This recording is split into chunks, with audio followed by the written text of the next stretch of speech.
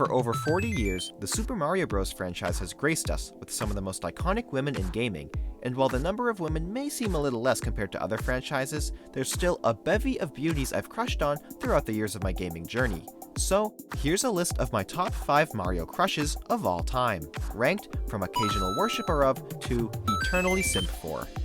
Being a GameCube generation kid, I'm probably a little biased in saying I think the GameCube was the greatest Nintendo console of all time, even if it was one of their most underperforming consoles.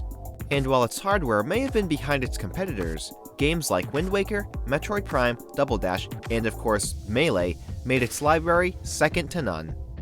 And one of those games that holds a nostalgic place in my gamer heart is none other than Paper Mario: The Thousand-Year Door, which is where our first Mario crush comes from, Vivian.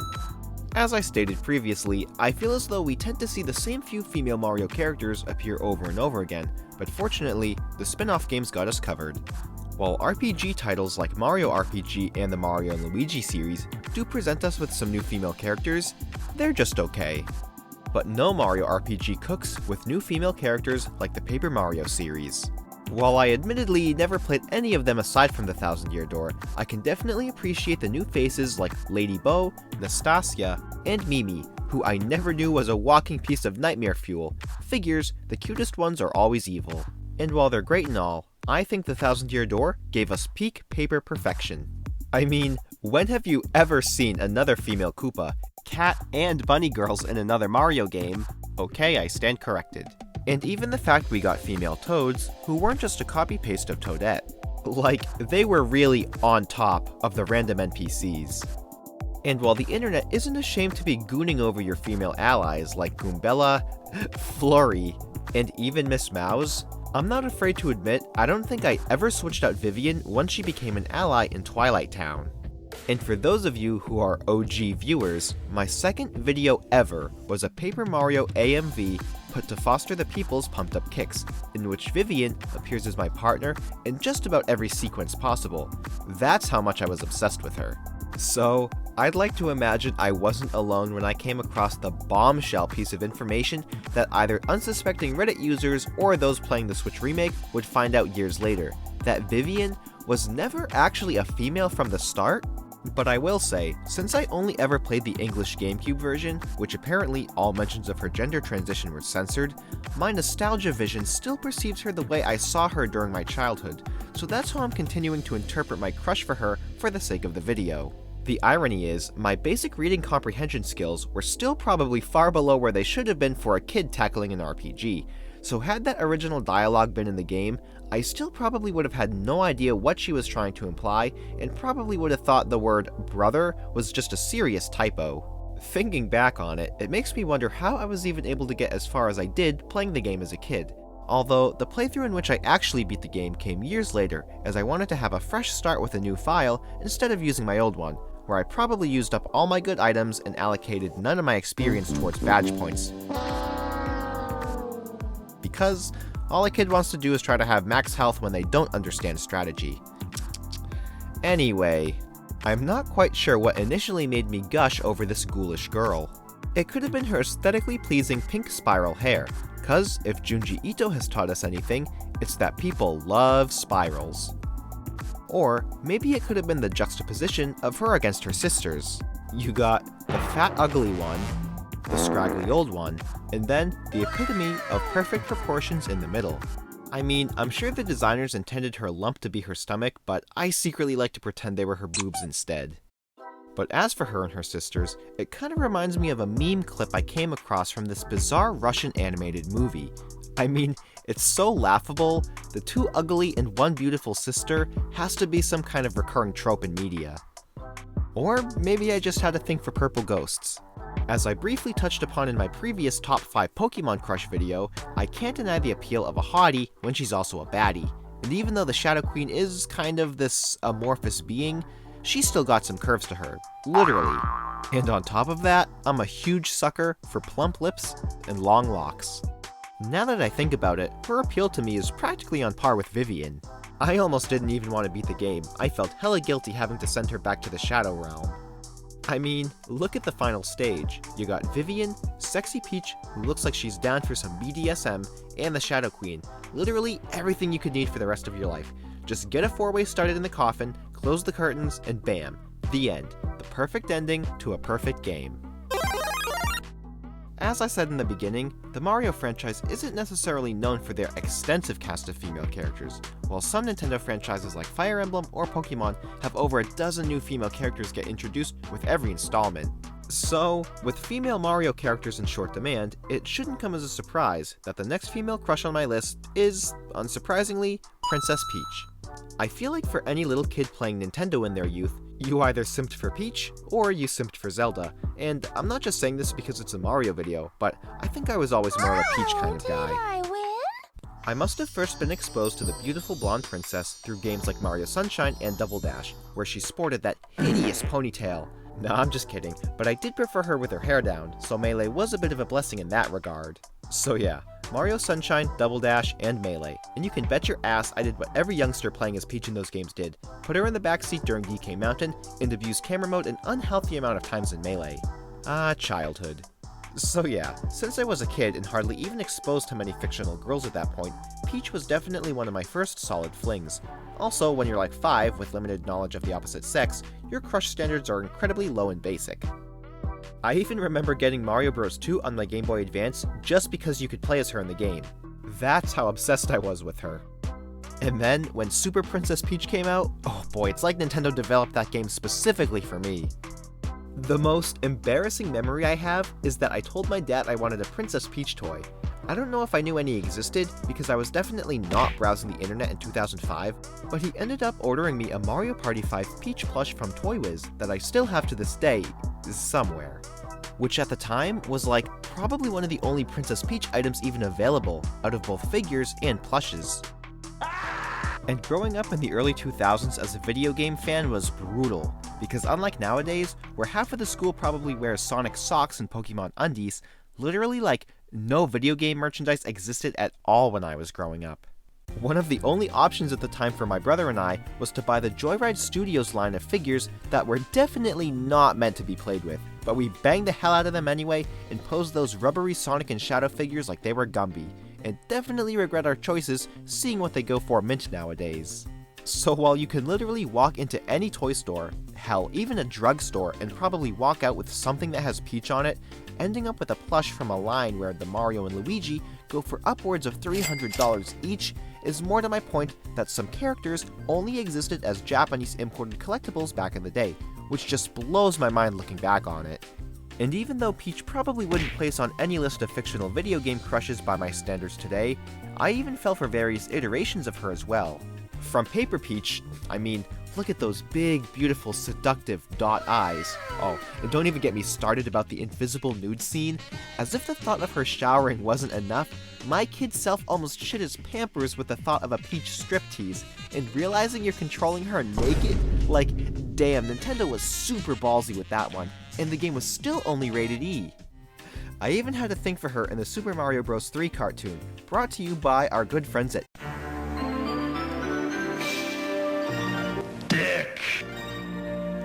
I'm not sure how people feel about it today, but I do know that show does generally get shit on, but for what it was, I thoroughly enjoyed watching it as a kid. I remember watching this specific VHS of it over and over again, and even though it only had like 2 episodes, I think that was all I ever owned of the whole series. But luckily for me, it had the episode where Peach, or should I say Princess Toadstool, goes on vacation and slips into a sexy one piece, all the material my prepubescent brain needed for the next couple of years. And I don't know how people feel about Toadstool to this day, but grouping her in with Princess Peach, I still have a soft spot for her. And even though I'm definitely a blonde type of guy, there's something about her long, fluffy, chestnut hair and unusually tan skin that made her really, really hot to me. Like, honestly, I think Mario Bros. 3 era Peach was peak compared to all her design iterations over the years. And speaking of, like, damn, I forgot I was even down bad for Human Wendy. Boy, what I wouldn't have given to be Casanova Koopa. And I mean, even Cartoon Wendy wasn't all that bad, given the fact that she didn't have a toilet bowl for lips. And I do have to briefly touch base on all the Peach wannabes, like Rosalina, Daisy, and Pauline. I never really had a thing for Rosalina, but I specifically remember buying the Mario Galaxy Gashapon figure of her in a Newberry Comics shortly after the game's release. But other than that, I don't think I ever really had the same feelings for her as I did with Peach. Daisy? No, never really was into Daisy at all. I mean, she was pretty hot during the Nintendo 64 era, which was before my time, although I guess she was essentially just a Peach color swap, so that could explain why I find her renders from that era equally attractive, because she's essentially just an orange Peach.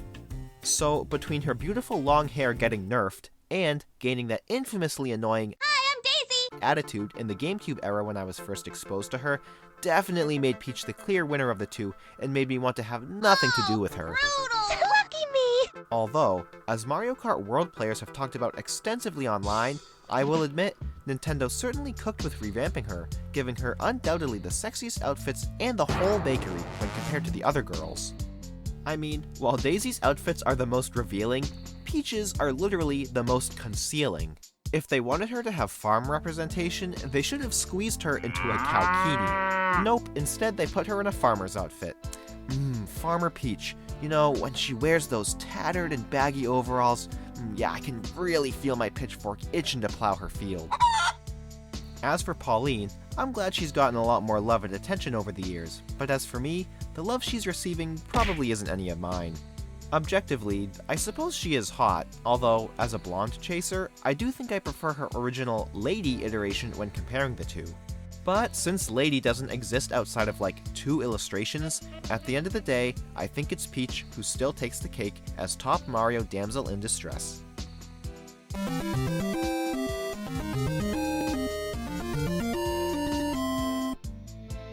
As I stated when talking about Princess Peach, I found it a bit challenging picking out quality waifus just from the Mario roster of girls alone. So, I decided to expand my horizons and pull from the Donkey Kong franchise for our next entry.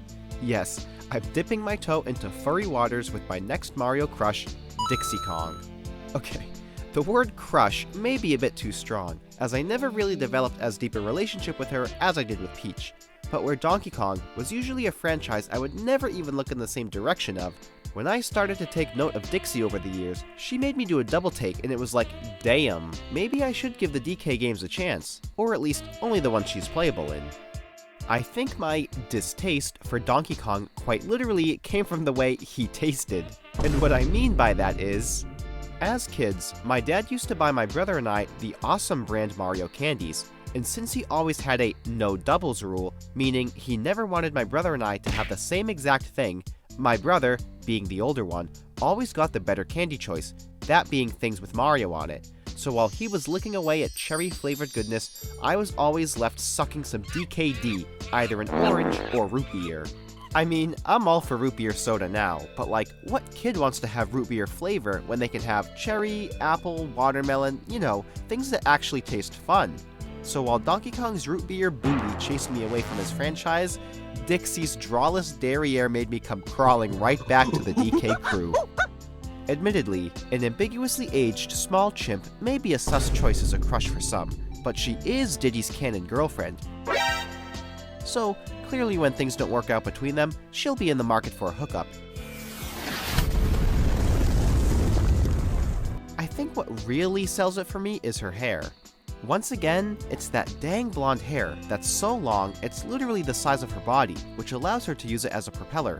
I mean, dude, you know any woman with controllable, prehensile hair would have all sorts of fun with you during 7 minutes of heaven in their treehouse.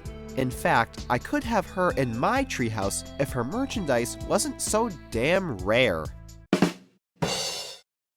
Based on this picture of an actual Dixie simp who beat me to the punch, see, I'm not the only one, there's only about a dozen Dixie things that even exist, and of those, they're either small and ugly or incredibly hard to find. When my dormant feelings for Dixie were rekindled after seeing her cute little cameo in the first Mario movie, I briefly tried to hunt for her plushes for like a month or two, and had the chance to buy this one for about $70, but regrettably never got around to it, although its expression is a little off-putting to say the least. What I was really hoping for was this plush, which, aside from this actually decent-looking bootleg plush, is probably the best Dixie plush that currently exists. But since it's like some rare Japanese UFO prize plush or something, we'll probably devolve back into apes by the time I'm able to get my monkey mitts on one. So, it looks like the only options I really have at the moment for Dixie merch are this wonky Lego set and this Jack-specific figure that I was looking up the rarity of, then remembered I actually found one last year at a GameStop during a trip I took to New York. And just when you thought I couldn't possibly say anything more about Dixie Kong, you're right, I'm not going to talk about her anymore. I gotta shift gears to her freaking bombshell of a younger sister. Like, holy sh**. Tiny Kong. I mean, the feeling I get just from looking at her is anything but tiny. Top tier expand-on material. And she's a freaking monkey! If Dixie is the girl whose relationship is more stable for the long haul, then Tiny is the unbelievably explosive one-night stand. Although, why choose? If the treehouse is big enough to fit DK, Diddy, and K. Rool, it's big enough for a three-way of some sisterly love. Dixie may canonically be taken at the moment, but damn, I don't see a Kong's name tattooed across that midriff. Like, I literally don't understand why people have such a problem with her redesign. It's literally why the word glow up was created. No, seriously, go look it up and you'll see Tiny's perfect little picture right there. I think people who grew up with Donkey Kong 64 are just butthurt that their childhoods became ruined. It's like her transformation is a metaphor for all the DK fans growing up into adulthood and losing their innocence, just as she's no longer the adorable little chimp who looked up to her big sis, but now she's a freaking smokestack literally looking down at her. I mean, seriously, you could inflate Candy Kong's boobs until they look like this, but damn, she does absolutely nothing for me, and never will. And when you compare Tiny to Dixie, she's literally like Dixie 2.0. Even her golden locks are doubled for twice the hairplay hotness. Hell, I shouldn't have even began this segment with Dixie and just jumped straight to Tiny. But I guess it's because I noticed Dixie first as a kid, since although she's not super popular, isn't more of the games, merchandising, and media than Tiny is, or unfortunately, probably ever will be. I mean, as a non-Donkey Kong fan, I only ever probably would have really been exposed to her if I played Super Mario Sluggers for the Wii, but between playing Mario Baseball for the GameCube and dedicating 90% of my Wii time to Brawl, I guess my brother and I ended up skipping right over that game. I definitely should consider revisiting it though, that way I can play as both of my monkey waifus at the same time. Okay. If you thought small, ambiguously aged monkeys was a sus choice, we're not only sticking to the theme of non-Mario franchises for my number 2 waifu, but a choice that is sure to put the WAP in WarioWare. It's the girl next door living in the Haunted Mansion, Ashley. Oh my god! Yeah, I know, but if you're like me and never played any of the WarioWare games like I'm sure 90% of Ashley Simpson never did either, which, don't deny it, I know they exist. You likely became familiar with her the same way I did, the Super Smash Bros. Series. I'd say she technically debuted in 2008 with Brawl, because not only did they have that banger of a remix of her theme on the WarioWare stage, but afterwards, you could put a face to the name by collecting a sticker of her, which is likely where she first cast her bewitching love spell on me. And while I was always in the make Ashley playable boat thereafter, she was lucky enough to be turned into an assist trophy with her debut in Super Smash Bros. For Wii U and 3DS, and sort of became playable with a Mii Fighter costume shortly after. Since I admitted to having never played a WarioWare game, I will say my connection to Ashley probably isn't as strong as someone like Peach, who I practically became familiar with since birth.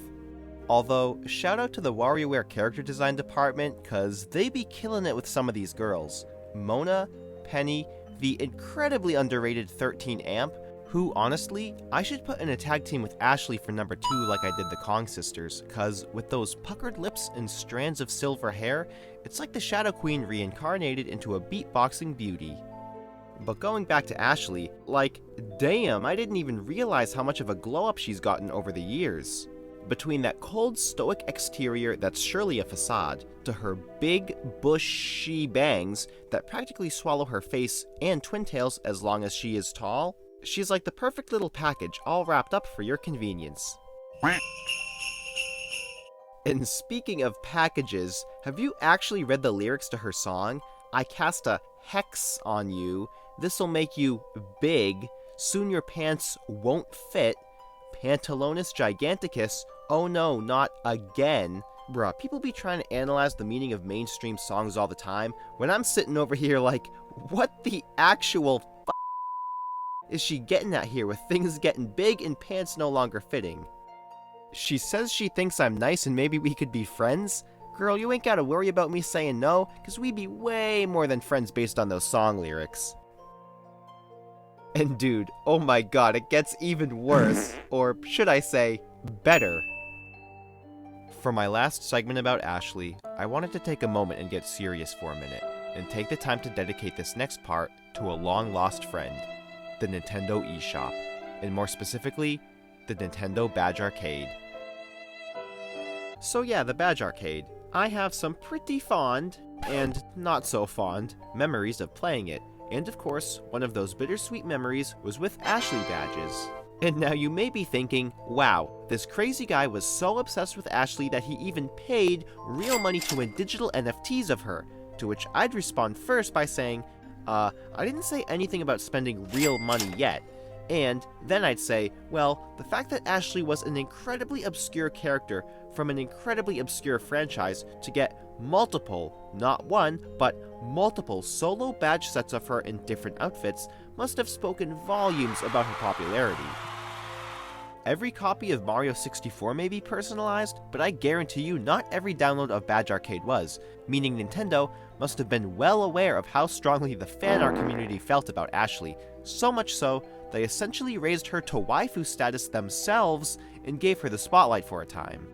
I mean, now it makes sense why she was maybe even turned into an assist trophy and Mii Fighter costume from the beginning, because Nintendo knew just how popular she was all along. So clearly, Ashley simps do exist, just like I said earlier.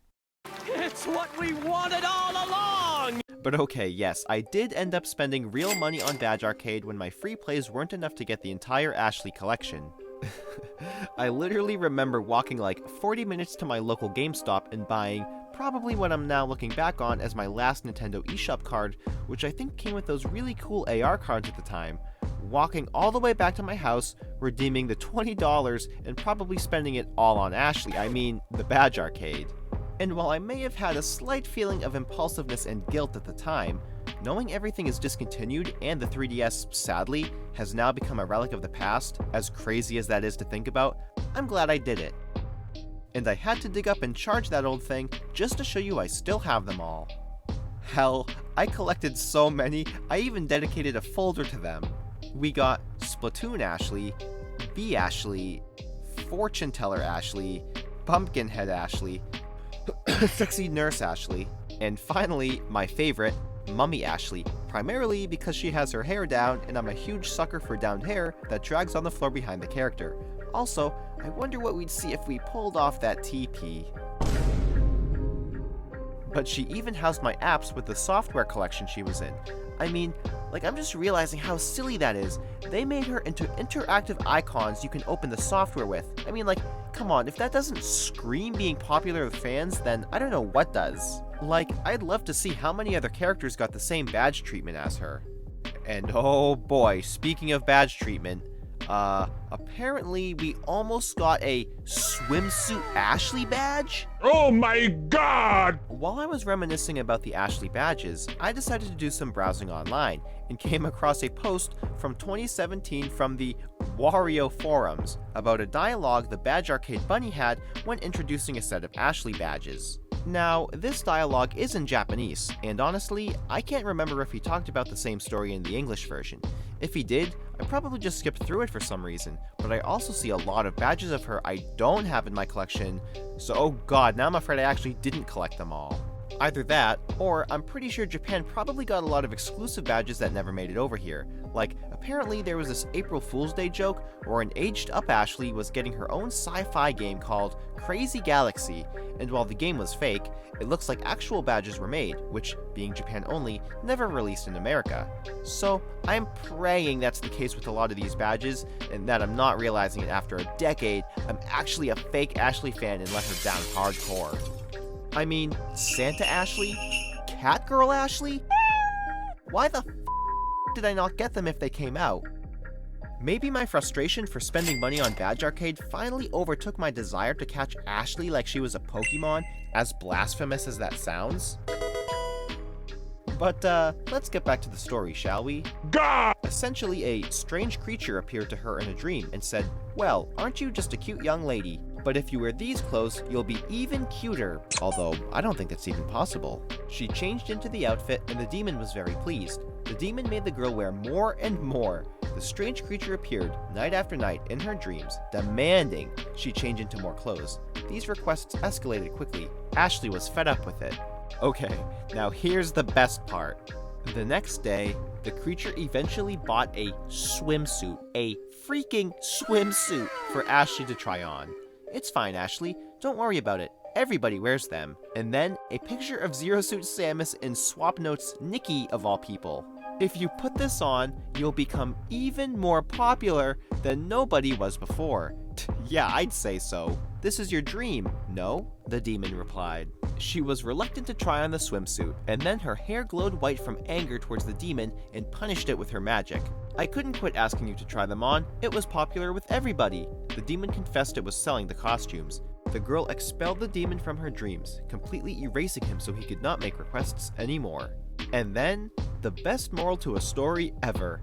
Every now and then, she wondered to herself, maybe trying new clothes on every day for a job wouldn't be so bad. So you're telling me Ashley almost put on a swimsuit, but all we got instead was her with glowing white hair? I mean, she does end up going to the beach, but even then it looks like she's wearing more of a sundress than a swimsuit. But based on how angry she got at the demon for wanting her to wear it, and the fact that it was never depicted as a badge, like, I need to see what this swimsuit looked like.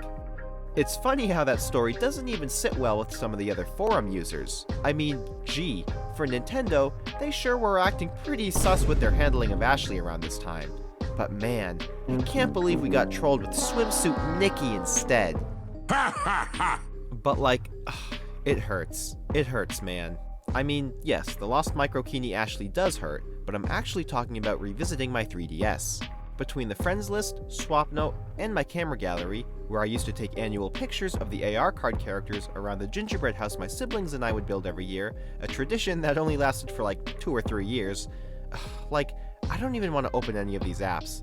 I just want to preserve them as they are, little time capsules of a better era. But like, actually, thank you, Ashley. All gooning aside, thank you for giving me one final lasting memory of my 3DS. And while you may not have plushes or figures like Peach and Dixie Kong do, you'll always be special to me in a way that none of the other characters will.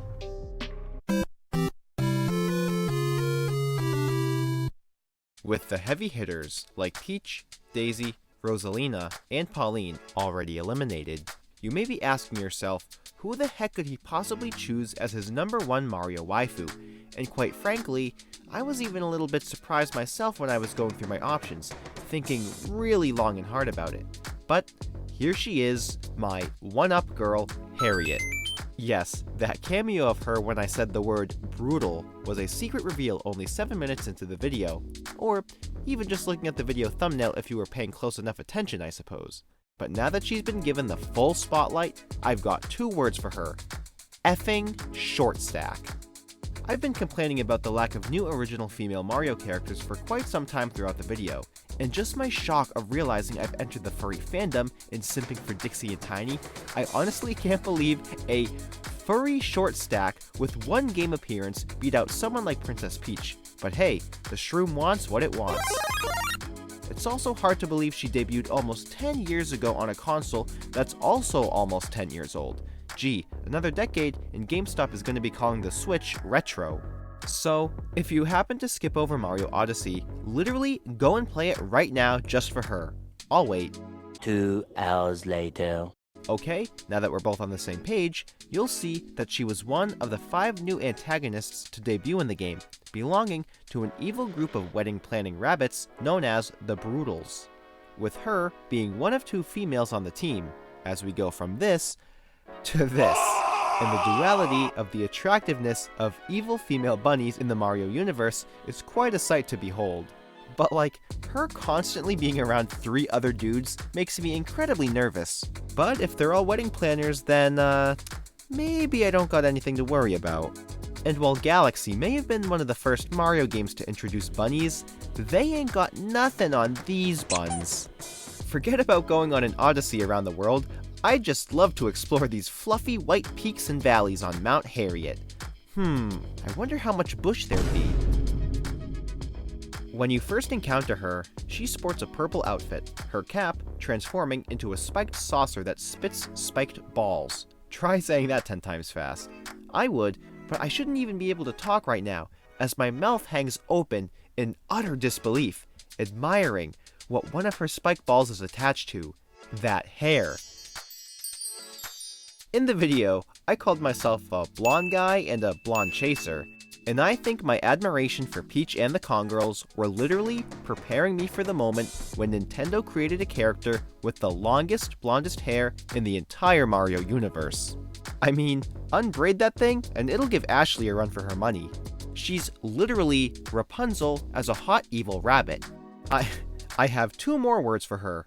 Peak anthropomorphism. And if you thought I felt guilty beating on the Shadow Queen, then you can only imagine it was like a billion times worse when going up against Harriet. With her being only the 3rd boss, I was about to dip, only having played a couple hours and making it to the 2nd kingdom. A $300 console and a $60 game for about 2 hours of gameplay? I'd have been fine with that. Speaking of the boss fight, you hit her by having to crush her body underneath your body. I mean, that's the face of a champion, smashing his fat, sweaty Italian ass onto the beautiful face of a sexy bunny girl. Although, I suppose it could have been worse. And just when I thought her design couldn't improve, when you fight her a 2nd time, she literally doubles her hair. And just like with Tiny Kong, I think I've taken more of a liking to her double braided twin tails as opposed to just the one. 2 spike balls mean twice the hurt for twice the masochistic fun. And even though it kills me to see my beloved in her defeated state, like, I could literally just slow this down all the way and watch it over and over and over again, all day long. Oh my god, she's dead! Oh, phew, she's back in the next kingdom. Hopefully, we won't have to battle her again. Crap, we do. Wait a minute, the other guys didn't respawn this time. Is she gonna die for real? Shh. And she's literally the last one on the ship. Just knowing her death is imminent breaks my heart, but as the saying goes, save the best for last. So clearly, Nintendo knew what they were doing when organizing these fights. But oh crap, I think we killed her for real this time. Shh. Okay, she's back again as a part of a giant mech suit. Phew. And after that, she just kind of flies away, and that's the last we see of her in the main story. And although her face etched in the fireworks almost implies she exploded along with the Brutals and the machine, I mean, we just saw her fly away and poof before that, so I think she's safe.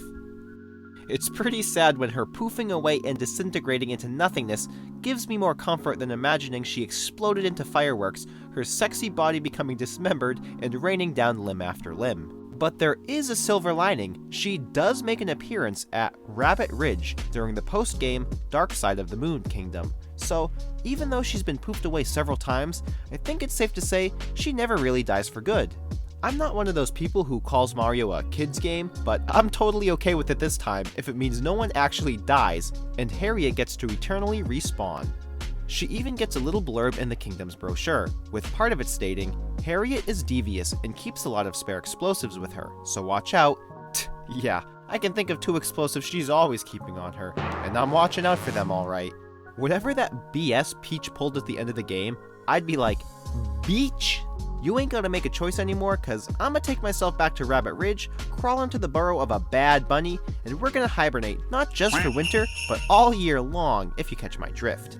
I mean, she was called a Brutal for a reason. Just rearrange some letters, and that's gonna be her new profession year-round. Because, as Judy Hopps says, I am just a dumb bunny, but we are good at multiplying. And speaking of post-game, even Mario simps for her so much that he decided to become her by wearing this costume. And just seeing him in it for the final cutscene is so freaking hilarious. It kills me that the only piece of merchandise she has is this microscopic Choco egg figure that I really should already own by now. And while it sucks it's the only thing available, hey, it's one more piece of merchandise than Tiny Kong has.